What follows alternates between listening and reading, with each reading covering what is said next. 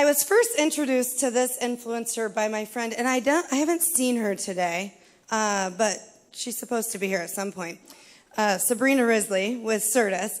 And when she first introduced me to him, she was shocked that I didn't know who he was.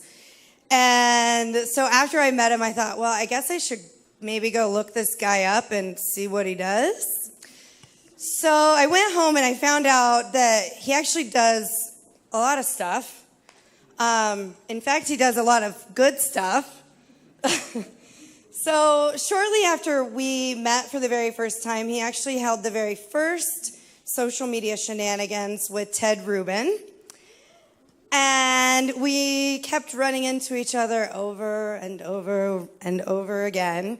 And then eventually when I was thinking about Social Media Day and putting stuff together, Sabrina said, you know who you should call is the guy behind Social Media Shenanigans, because I know he was looking for somebody to help him with his next shenanigans. So we actually partnered on the Social Media Shenanigans with Pat Flynn, and I had invited him to Social Media Day Denver last year, but he was speaking in San Diego.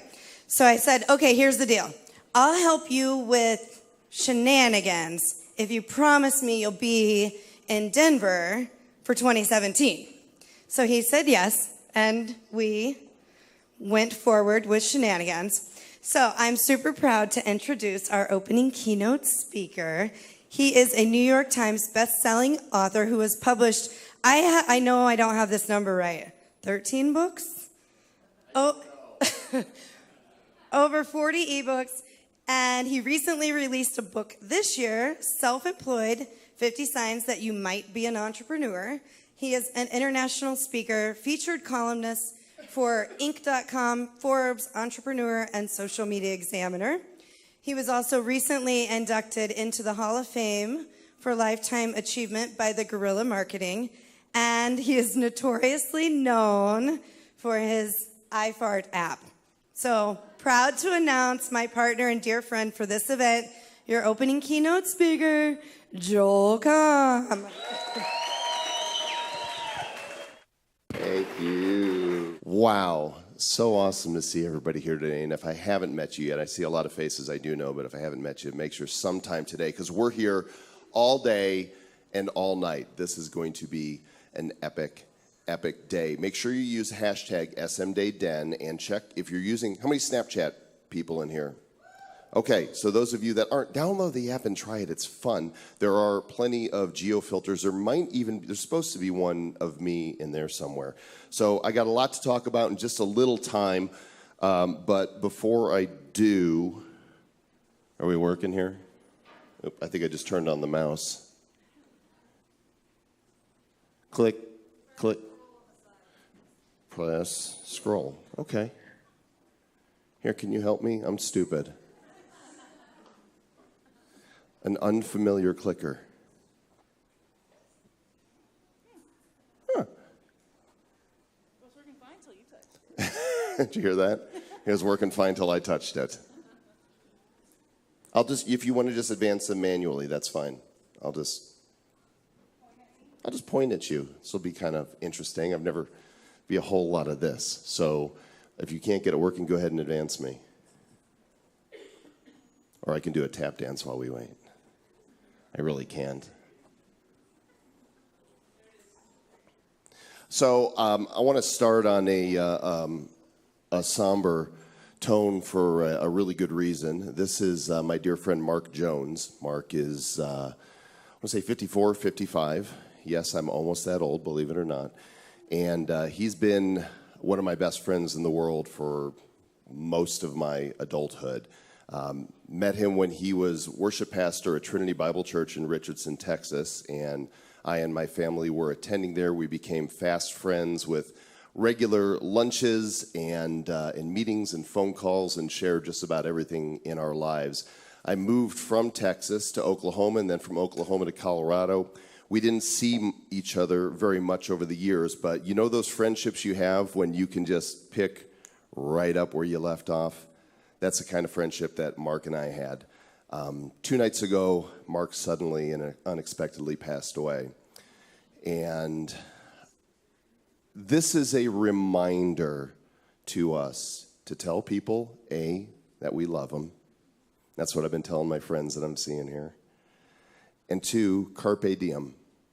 Life is short. We don't know when it's our time. I'll be flying to Dallas to pay my last respects on Sunday, and miss you, Mark. Love you. Go ahead. On another note, because Mark would be like, have fun, even though I'm not around. I saw this last night. I threw it in the presentation at the last moment. This gal posts, help, my best friend's sister just got engaged and she's the one in the photo. This was right after they got engaged and she wants to keep the photo forever and she wants the guy in the background photoshopped. Go ahead and click. If you get it working, you can bring it to me. I cannot for the life of me Photoshop him out. Can anyone help me out with having to crop this image? Okay. Use that. So big mistake. When you ask the internet to do something, you end up with things like this. And this. And this. And this. And this. And this. Oh, internet, we love you so much.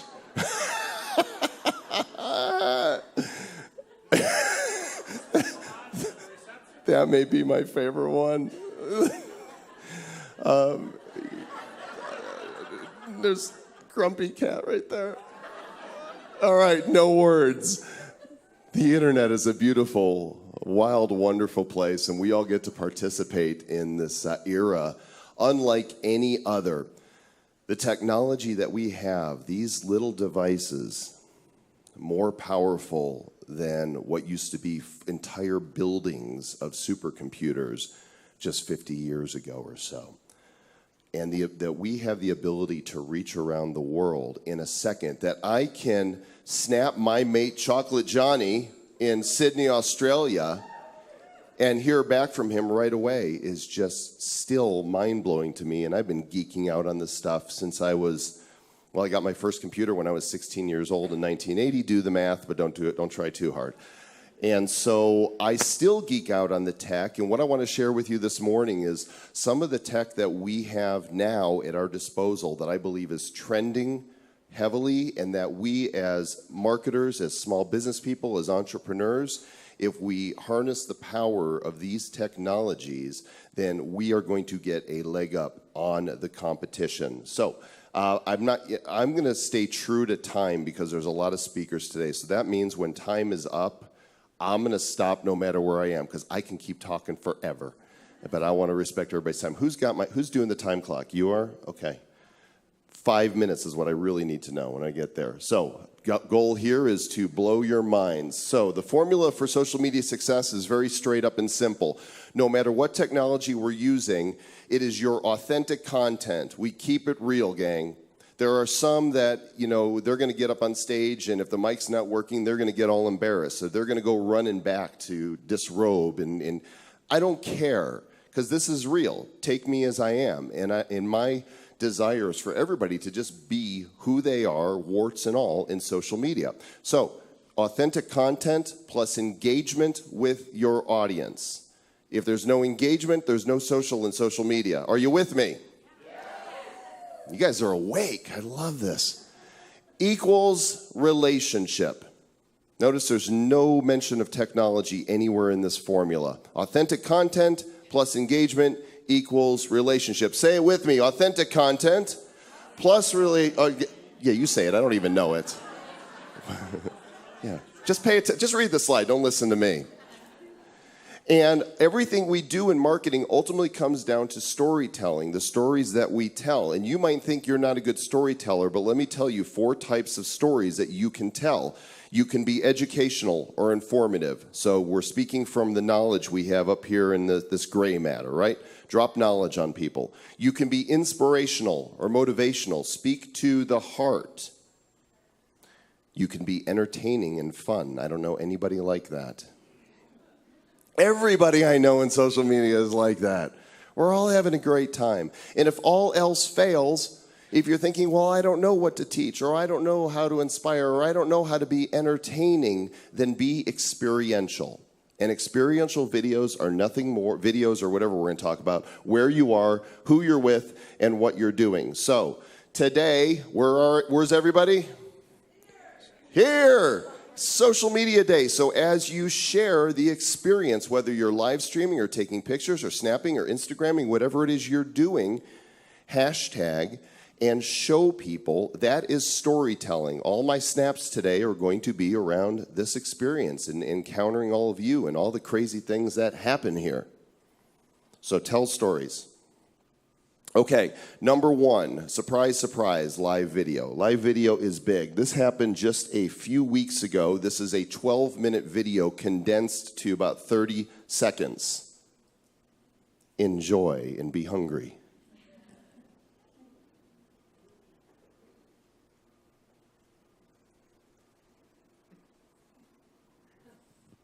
Does anybody have any doubt what they're watching right now? That is bacon frying, period. Again, this was a 12-minute video. This would not fit under the informative storytelling. It might inspire some people. I'm inspired to go make some bacon. Could be entertaining. It's more experiential than anything. So the question is, will people watch bacon fry? I did this on Periscope. 1,344 people viewed live during the 12-minute broadcast. 1,500 watched the replay, and that video sucked 1 day and 10 hours out of the internet. If people will watch bacon fry, they will certainly watch you say something meaningful. About 3 months ago, I was here at the Denver Art Museum. In fact, I went to the Star Wars and Art of the Costume exhibit and went live there to show experientially the costumes that were there.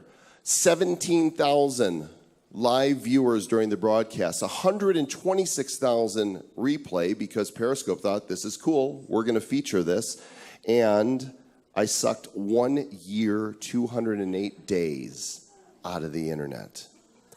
Live video, experiential. I didn't even have anything really to say. I was just showing people the costumes and sharing some Star Wars memories. This all really took off when the perfect storm hit in 2015, and that is mass mobile adoption. So everybody's got smartphones, increased bandwidth, so you could even stream over LTE or lesser networks, and easy-to-use apps. But the moment that everything really changed in live video was this one.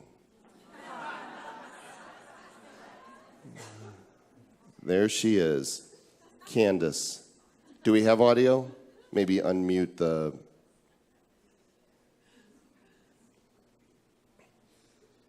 We really want to hear her. Is it muted? Okay, well, I'll just play the role of Candace. So check this out. So look, I just got this, and here, look, watch.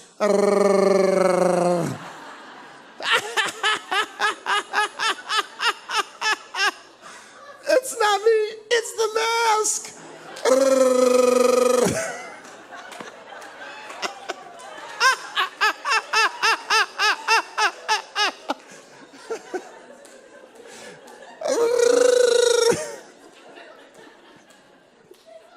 You never know what's going to happen.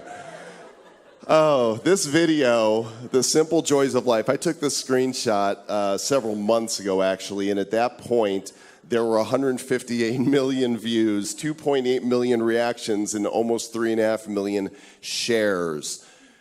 Did she have time to get her hair and makeup did? No. What about her set? Was it all polished? It was her car. Was she scripted?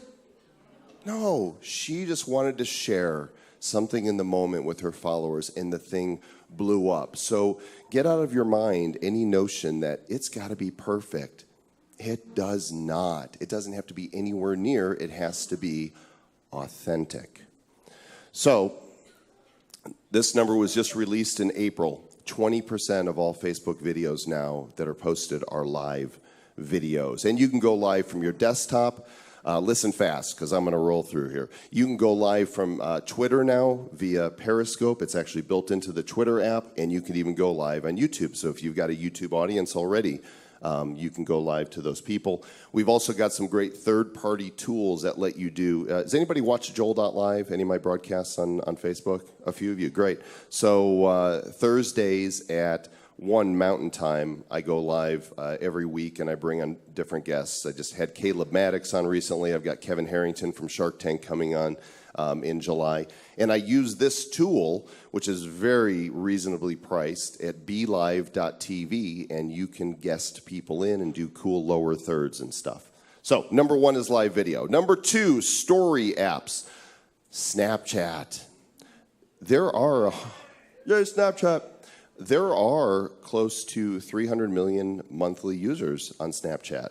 Even though Facebook is at 2 billion, it seems like it dwarfs that number. That's still a lot of people. There's still a very large audience there. And so storytelling with quick snaps. Snapchat is one method of doing it, and Snapchat actually has grown quite a bit. The yellow line is Snapchat's growth through 2016. The blue is Twitter. So Snapchat's growth has outpaced Twitter's growth. And now we've got these spectacles. Does anybody have their spectacles with them? Johnny does. Of course Johnny does. Make sure you guys get a snap with Chocolate Johnny today and use his geo filter.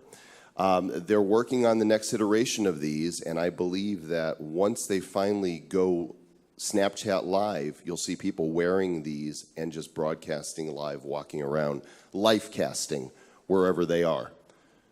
They actually sell them at spectacles.com, and that's the crazy little vending machine they drop in various cities. Geofilters are a way that businesses can brand themselves. Currently, right now, there should be a geofilter on Snapchat that's got my face on it. It says selfie with Joel Comm, little cartoon Joel. But at the same time, there's also a geofilter showing up in Social Media Day San Diego, Social Media Day Austin, Social Media Day New York, Social Media Day Houston, and I think Social Media Day Wichita. I'm not there, but for $5, I'm there all day. And people who are using Snapchat, as they're snapping, they'll scroll through and they'll see my picture and my filter. And since I'm not there, some of them will take a selfie, and it'll be like a selfie with me. So geofilters are big, and Snapchat's making it easier for you to create them in the app. They're very inexpensive. We also have Facebook stories. Everybody's getting in on the act. So you can do these short snap-like videos or images and embellish them in Facebook. You can do it in Instagram. Instagram's got live and it's got stories. By the way, who owns Instagram? That's right. And we have WhatsApp status. WhatsApp's not quite as big here in the US, but there's 1.2 billion people around the world using it. It's not small. Who owns WhatsApp? Facebook. In other words, what we have here is complete Facebook world domination. That is what is taking place here. Mark Zuckerberg wants to own every bit of our data. And they're serious about it. My prediction is that in the not-too-distant future, your smart television will have Facebook Live and Twitter Live right there alongside Netflix, Hulu, Amazon Prime, and whatever other apps you have there, as marketers and business people start thinking about what this means to you. It is also my prediction that Twitter will end up in the hands of one of these media behemoths. These are the big media companies that own most of what is out there in mass media. And because Twitter is still failing to be profitable, I think they're going to get bought. And I think live video is going to be their saving grace. And one of these is going to go, we want access to those 320 million monthly users. Number 3, 360 video. This is a Insta360 Nano camera. Actually, believe I pocketed it here somewhere. Yes, deep in the pockets. Here we go. This is so cool. This little thing attaches to your iPhone, and there's an app that comes with it, and it brings people directly into the experience. Oh, did I mess it up again? I think I clicked the mouse thing by accident. There we go. So Aaron and I were at the Denver Zoo a few months ago, and the baby giraffe remember the baby giraffe, big local story. And I just captured this from Periscope, so I can't actually scroll around, but I can play and show you.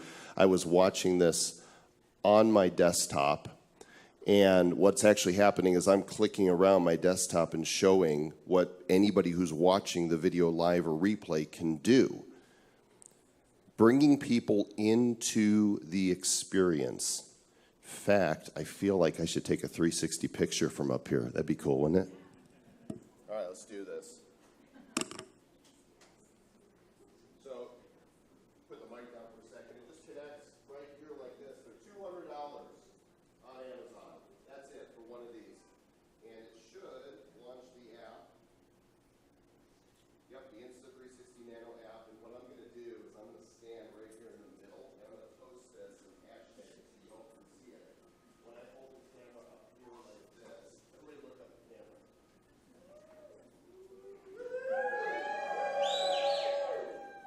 I just captured the whole room.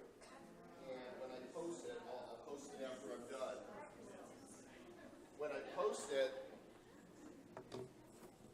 When I post this, you'll be able to click on the picture and look around. Think about business uses for 360. Any realtors in here? Can you imagine being able to show pictures of a home and letting people click around? Can you imagine going live with 360? Now we can watch from anywhere and look where we want in the home and start imagining what is going to go where. Any experience that you want to bring people into. Sometimes I go 360 from my office, and people will watch because they'll want to click around and say, oh, what's that on Joel's shelf? Oh, look, there's his Poomoji over there, right? Or they'll try and see what books are my stacking up. So 360 video is going to be a big, big deal. Number 4, virtual reality is coming fast and furious. Who's played with any VR? Who actually owns a Oculus or a HTC Vive? Okay. Nerd, we love you. Me too. I have an Oculus. That's the one on the left, and the one on the right is the Vive. They are becoming very consumer-friendly and ready, and when it hits, it's going to hit like a storm because people are seeking experiences and they're seeking to connect. Virtual reality accomplishes both of that. Imagine, in fact, I almost grabbed another screenshot last night, and I just didn't have time, but I've been talking about this for about a year, and now I saw somebody actually doing it.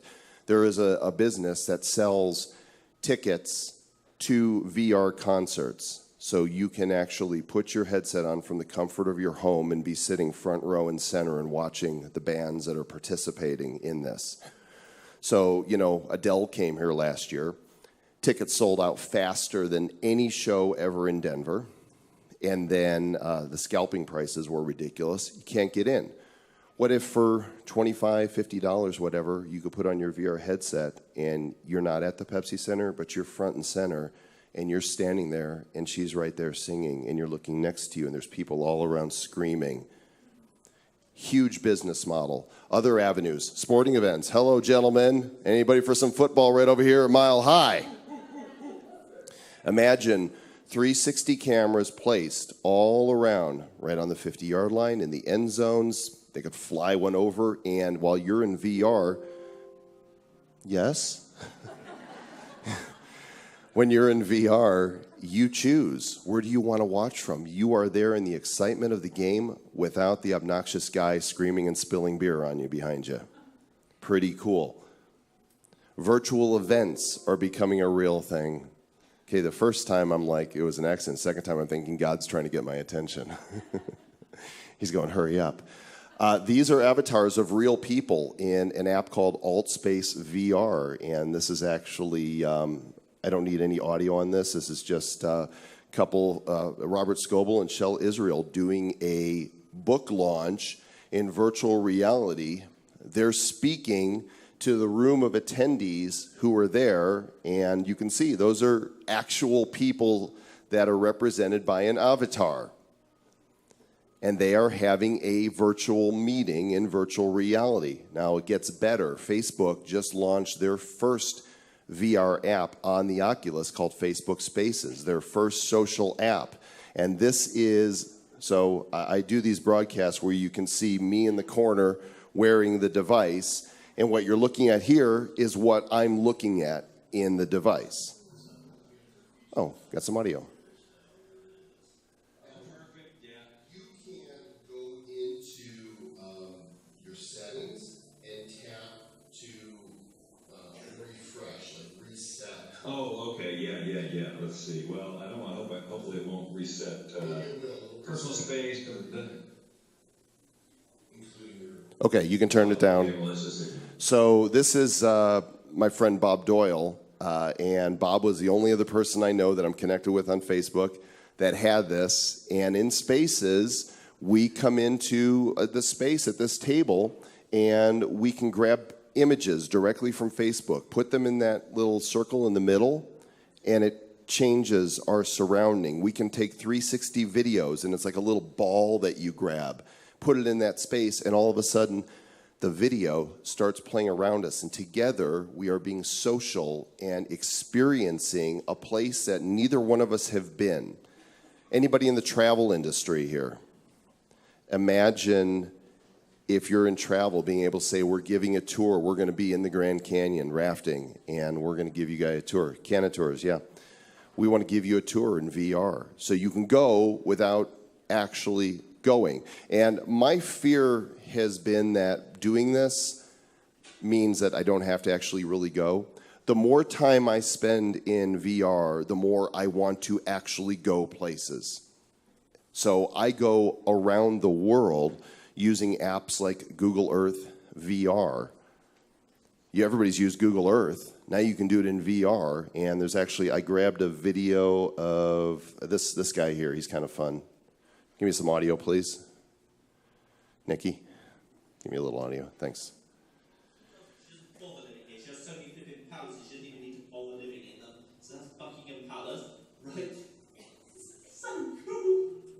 Right, okay, up. Okay, whatever. Actually, hang on. I need to find other places I've worked. I bet I can find places I've worked. Hang on. Okay, you can kill it. You can go anywhere in the world, and where they have mapping satellite data, you see 3D buildings. Yes, I have. The first thing you do is you find your house, and you stand in front of it. Like, there's my house right there. You know, fly over Denver. I mean, I've flown over this whole place into the stadium, and then you just look around. And yes, it's satellite pictures, so it's not perfect. Things are going to look weird because they're taken from satellite. But imagine the possibilities and the places that VR will take us. It's my prediction that Christmas 2019 will be the year that we see the must-have application. Applications sell hardware. You buy the new Nintendo because of the new Mario game, right?